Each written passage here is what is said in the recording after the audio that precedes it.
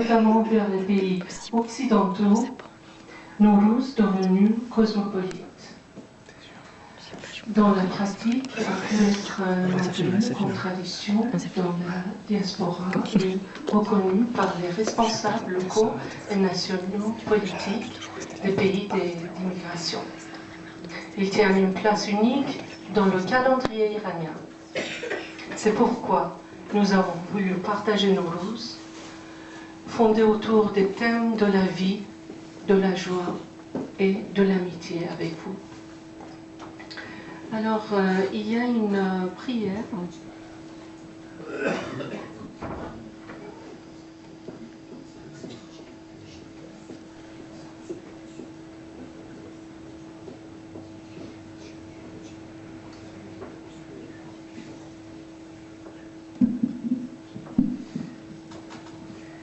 Ma chère amie Suzy, Madame Ziri m'a demandé de lire ça, qui est très joli. نیایش پارسی لحظه تحویل سال. گشت گرداگرد مهر تابناک ایران زمین، روز نو آمد و شد شادی برون زندر کمین. ای تو یزدان، ای تو گرداننده مهر و سپهر، برترینش کن برایم این زمان و این زمین. ای آن که به تدبیر تو گردد ایام، ای دیده و دل از تو دگرگون مادام. ای آن که به دست توست احوال جهان، حکمی فرما که گردد ایام به کام. Mon amie, Madame Jeannine Laurent, qui a traduit comme ça: ô toi par qui le temps existe, ô toi par qui le vie et le cœur évoluent, ô toi qui tiens dans ta main toutes les choses du monde, que ta volonté nous apporte des temps meilleurs. همانطور که میدونید روز جهانی نوروز یک روز بین المللی شناخته شده. C'est un jour international connu par l'ONU en 23 février 2010 comme la journée internationale de Nowruz.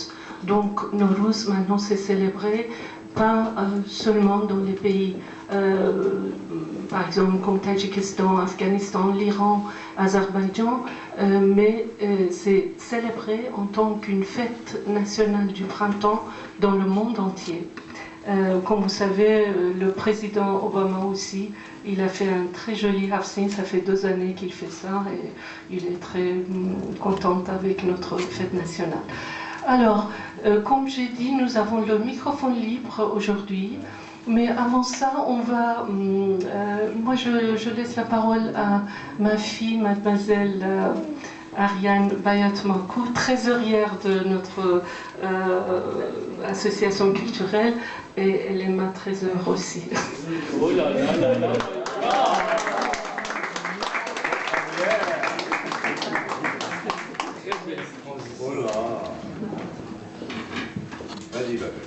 Bonjour. Alors, moi je vais vous présenter plus particulièrement le Haftzin, donc sur tout ce qui est la tradition de Nowruz, de débuter sur la mise en place de cette nappe ou le sofré sur lequel on pose les Haftzin, qui signifient les 7 objets dont le nom commence par la lettre S ou Sin en persan. Donc ces objets, ils restent sur la table jusqu'au 13e jour, après le Nouvel An.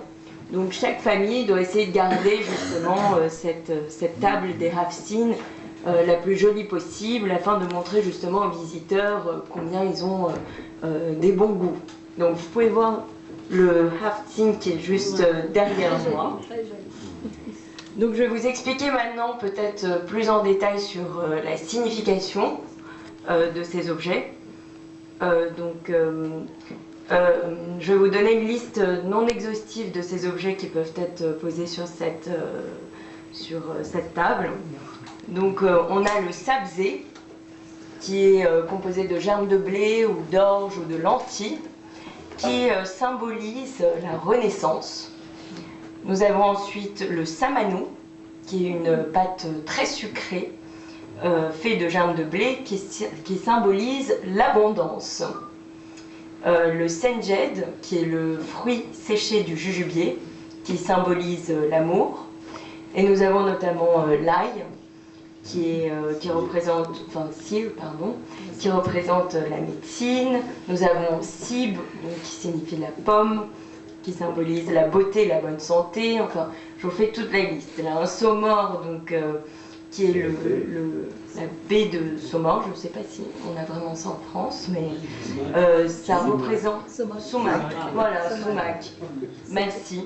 Qui représente la couleur du lever de soleil et la santé. Nous avons notamment le selké, qui veut dire vinaigre, qui représente l'âge et la patience. Le sombol, qui est la fleur de jacinthe, qui représente l'arrivée du printemps. Et on a notamment le seke, qui veut dire pièce, pour tout ce qui est la prospérité et la santé. Donc vous pouvez notamment vous déplacer peut-être plus tard pour voir le Haftsine. D'autres objets peuvent composer notamment cette table. On peut y mettre des pâtisseries, miroirs, on peut y mettre des poissons, tout un tas d'objets. On peut mettre aussi des œufs, colorer des œufs. Voilà. Donc les festivités de Nowruz, elles durent 13 jours.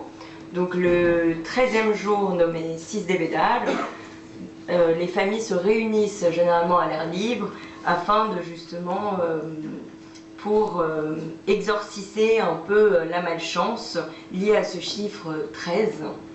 Et à la fin de la journée, ces sabzi sont notamment sont jetés à l'eau afin d'éloigner tout malheur. Voilà, j'espère que je vous ai apporté quelques précisions sur le Haftsine et la tradition de Nowruz. Et je vais laisser du coup la parole à maman. Voilà.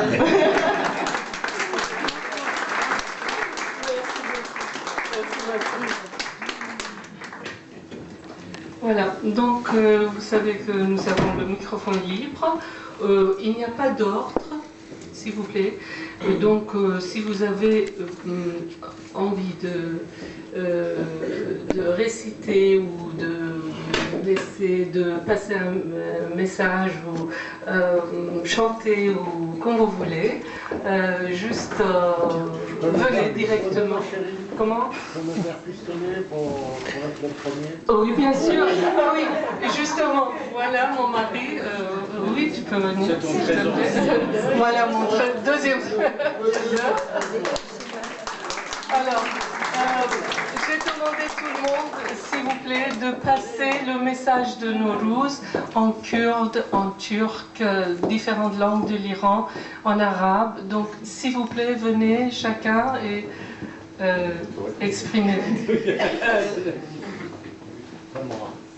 Bon, bonjour à tous. Je vais vous lire un message de Nowruz que ma sœur m'a envoyé en langue turque. Je ne dis pas azéri parce que azéri ça a été une langue persane dans le passé. Nous parlons actuellement le turc et pas l'azéri. Et je ne voudrais pas qu'il y ait confusion entre azéri et turc. Nous sommes d'Azerbaïdjan, de l'Iran, nous sommes iraniens et nous parlons turc. Mais nous sommes d'abord iraniens, avant tout. Cette petite poésie, il dit « Dağlar dayağız olsun, güneş çırağız olsun, açılsın bağlı yollar, gözleriniz aydın olsun.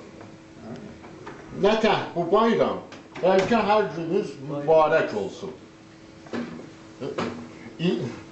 D'abord en persan, il dit کوها پشتیبانتان باد،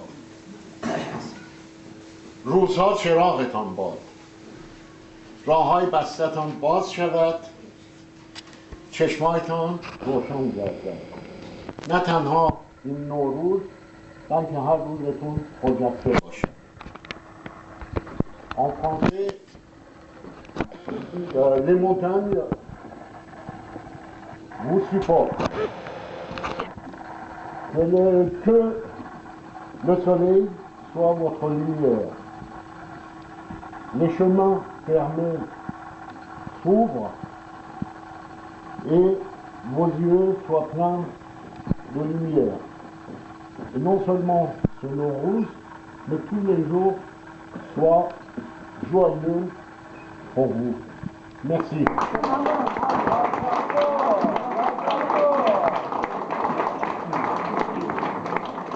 Merci mon mari.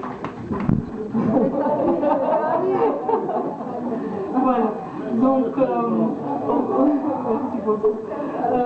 On commence avec Madame Thierry, Suzy. Vous voulez dire quelque chose? Non? Si?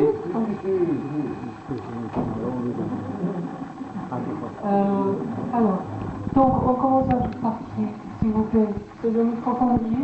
Voilà, Janine Dieu, venez. Alors, cours de persan, nous avons Madame Janine Laurent ici avec nous. Nous avons Monsieur Charidi Silous avec nous. Monsieur Frédéric Zarifa, avocat, qui est avec nous ici. Qui d'autre encore? Ah voilà, Madame Sarah, qui est là aussi, merci beaucoup. Donc. Alors, j'ai eu le plaisir de connaître Ryan grâce à mon professeur, Marie. Et aujourd'hui, je vais vous en lire un qu'on a eu le bonheur de traduire ensemble. Roni mote hakeran andar ha-e-in. Roni mote ha-iran dar shak o-yarin.